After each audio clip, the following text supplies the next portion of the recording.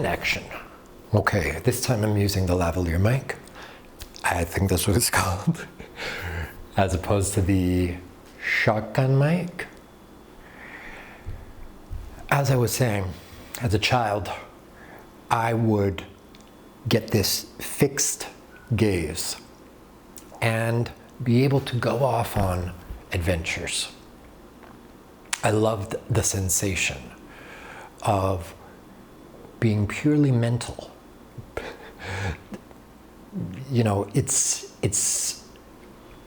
a kind of derogatory term to be mental. And I think the reason is because we innately know that when we are so in our heads, we are ungrounded. We get detached from reality. It's so easy in our modern day and age when there's so many things that are constantly stimulating our mind to go to the other side of the planet mentally, to think about our calendars and what we have to do next week and next month and next year. Are the kids getting to their game? Things that are not actually happening where we physically are. So in our minds, we're journeying all different times and places, and maybe we're not in the now. We're not in the present moment where our body is. We're disembodied. So all of that is the opposite of embodiment. Embodiment is being fully present. I mean, this is debatable. How present can we become? What is fully present? In my experience, there's almost no end to the depth of it. In my practice, I found that there's deeper and deeper, more profound states in embodiment. There's truly a heightened sense of consciousness, a heightened state that is at the same time thrilling and deeply peaceful. I believe it's why people do things that are high adrenaline, racing cars, base jumping, jumping out of an airplane, bungee jumping. All of those things are so highly physically engaging that we must be fully present to do them. The focus in the present here and now to take those corners in that race car, to be in that wingsuit and avoiding crashing into something. That's a thrilling experience, to be so in the present state. And it's adjacent, if not the same thing, as what's described as flow. So we're talking about altered states of consciousness and the body. The mind and body together, harmonized.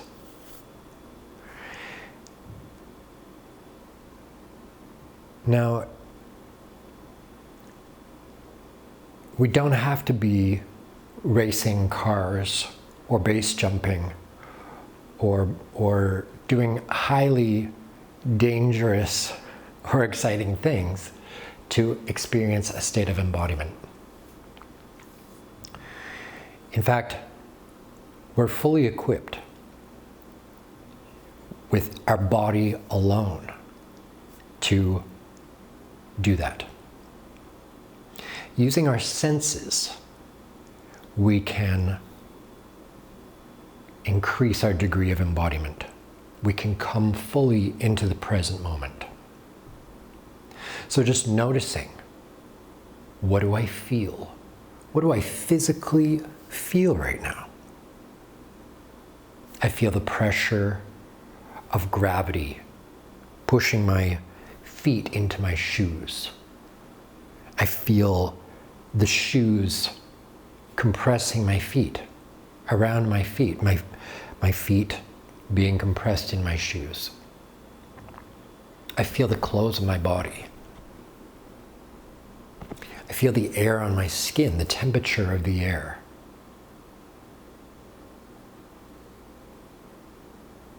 I feel the food that I ate not long ago in my body, a feeling of fullness. And then we can do things just to stimulate the body to ground into the present using even that specific sensation. So that sense that I just used, that feeling sense, we can use stimulation of sorts. So we can touch our body. And interestingly, soft, subtle, and slow touch are all much more embodying than something rapid and even painful, even highly stimulating. We might think that that's really going to get our attention. But there's a line at which point we start to disassociate again. Let's think about music. So we can use our sense of hearing. And just noticing, I'm noticing the sound of the fridge in the background just shut off. And now there's a quietness that didn't exist before. I heard a drop of water from the sink. I can hear some footsteps upstairs. So just tuning into these subtle sounds brings me into the present moment. But I've noticed, if I'm at a concert and the music is so loud and I'm feeling blasted by the music, I'll start to disassociate. I'll start to become kind of numbed out and feel overwhelmed. So something that's really important in learning the practice of embodiment is knowing how things register with you. What are the sensations that bring you into the present? And what are the ones that cause you to disassociate and send your mind into different times and places? Each person is different. Each person has different triggers and different things that feel good. So again, this mindfulness is a kind of dialogue that we have with ourselves, where we're asking ourselves, does this feel good? What am I noticing? What am I feeling? Is this too much? Is this making me uncomfortable? Do I want to hang out here? Do I want to savor this? This dialogue with ourselves is incredibly important.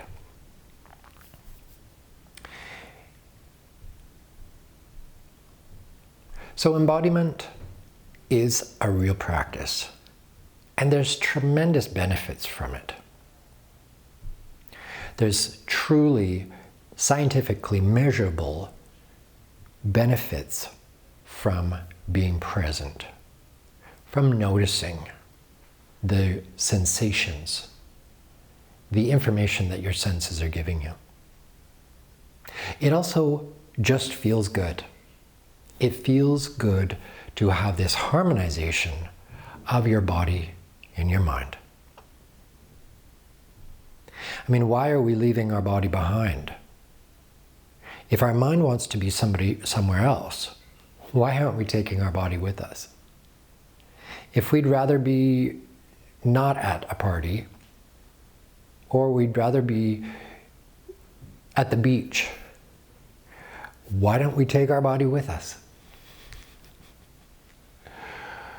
That's a whole nother conversation as to why we're so used to disassociating. But the point is that we can use what we have, which is our senses, to come into the present. And with practice, we'll receive more and more benefits from doing so.